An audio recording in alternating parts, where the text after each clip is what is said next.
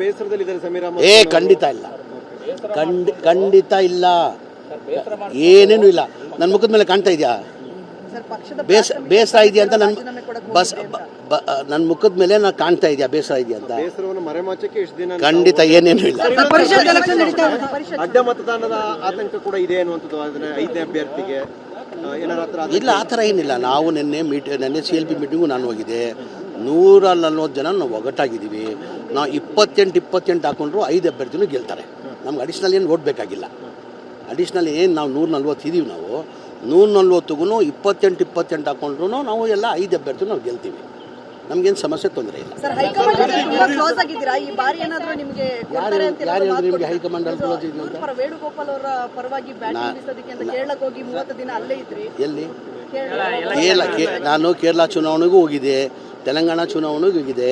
ಪಕ್ಷ ನನಗೆ ಏನೇನು ಜವಾಬ್ದಾರಿ ಕೊಟ್ಟಿದೆ ಆ ಜವಾಬ್ದಾರಿನ ನಾನು ನಿಭಾಯಿಸ್ಕೊಂಡು ಬಂದಿದ್ದೀನಿ. ಮುಂದೇನು ಪಕ್ಷ ಏನು ಜವಾಬ್ದಾರಿ ಕೊಡ್ತಾರೆ ಅದು ನಿಭಾಯಿಸ್ತೀನಿ. ಬೇಸರದಲ್ಲಿದ್ದಾರೆ ಸಮೀರ್ ಅಹಮದ್? ಖಂಡಿತ ಇಲ್ಲ, ಖಂಡಿತ ಇಲ್ಲ, ಏನೇನು ಇಲ್ಲ. ನನ್ನ ಮುಖದ ಮೇಲೆ ಕಾಣ್ತಾ ಇದೆಯಾ ಬೇಸರ ಇದೆಯಾ ಅಂತ? ನನ್ನ ಮುಖದ ಮೇಲೆ ನಾನು ಕಾಣ್ತಾ ಇದೆಯಾ ಬೇಸರ ಇದೆಯಾ ಅಂತ? ಖಂಡಿತ ಏನೇನು ಇಲ್ಲ. ಅಡ್ಡ ಮತದಾನದ ಆತಂಕ ಕೂಡ ಇದೆ ಅನ್ನುವಂಥದ್ದು ಐದನೇ ಅಭ್ಯರ್ಥಿಗೆ ಇಲ್ಲ, ಆ ಥರ ಏನಿಲ್ಲ. ನಾವು ನೆನ್ನೆ CLP ಮೀಟಿಂಗು ನಾನು ಹೋಗಿದೆ. 140 ಜನ ನಾವು ಒಗ್ಗಟ್ಟಾಗಿದ್ದೀವಿ.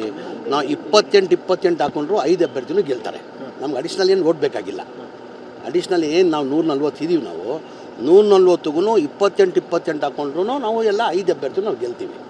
ನಮ್ಗೇನು ಸಮಸ್ಯೆ ತೊಂದರೆ ಇಲ್ಲ. ಯಾರು ನಿಮಗೆ ಹೈಕಮಾಂಡ್ ಅಲ್ಲಿ ಕ್ಲೋಸ್ ಇದೆ ಅಂತ?